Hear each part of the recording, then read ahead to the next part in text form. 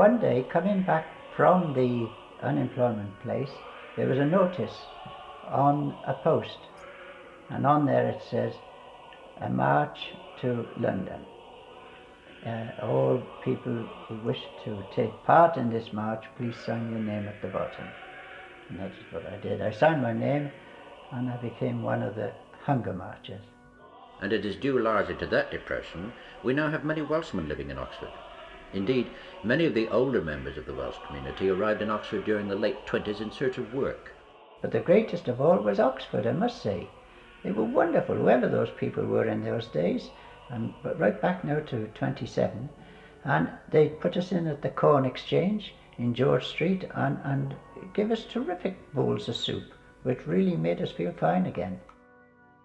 I got married and I couldn't get home anywhere to live. It was terrible to find houses, even in 1929, 30 and 31. You couldn't find homes.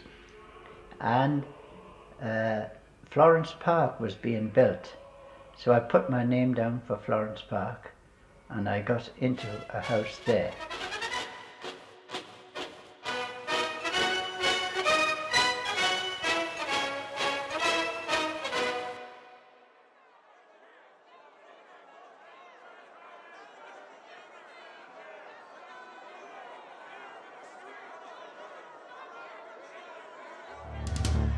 To the Tenants Association. Dear comrades, thank you very much for your invitation to speak in Florence Park on the rent question. Unfortunately, a long-standing political engagement will make me very late to the meeting and may well compel me to miss the meeting altogether. I must hastily tell you how strongly I feel, as every thinking person knows that high rents are the curse of Oxford. You have, of course, my fullest support in your efforts to bring them down to a reasonable level. The problem will never be solved until sufficient houses are built in Oxford at rents the working class can afford to pay. Owing to the strength of this building ring, the only effective course open to the City Council is to build houses required, a course for which we are pressing on the Housing Committee. In Oxford, meanwhile, it is not for me to dictate any policy, but you can rest assured that you can count on me in your struggle for justice.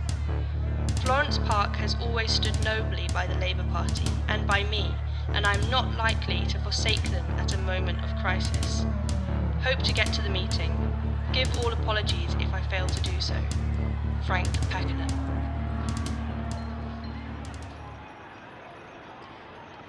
There was no prospect of getting work in South Wales at that time, and of course you had to look further afield for work at that time, and we knew that in Oxford that the car industry had just started up, and of course naturally that was a draw, and we heard of some people before us what had work here at that, and we came along here.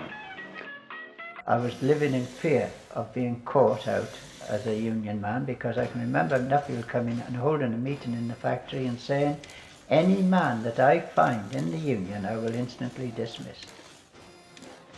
Then the stipulation was you've got to work 12 hours a day, 7 days a week and night. People were really suffering from illnesses because of these long hours, and some of us got together and decided that now's the time.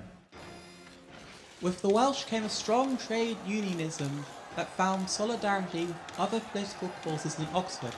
The communist Abe Lazarus supported the Welsh in their strikes about rent and working conditions. In all my years in political life, I have never met anyone with a more magnetic personality than Abe. Of medium height, with flaming red hair and startlingly blue eyes, his ringing voice could be heard without the aid of a microphone.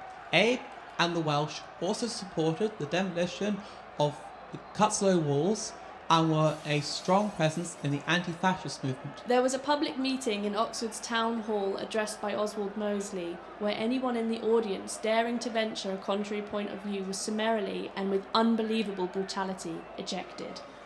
The Welsh dared.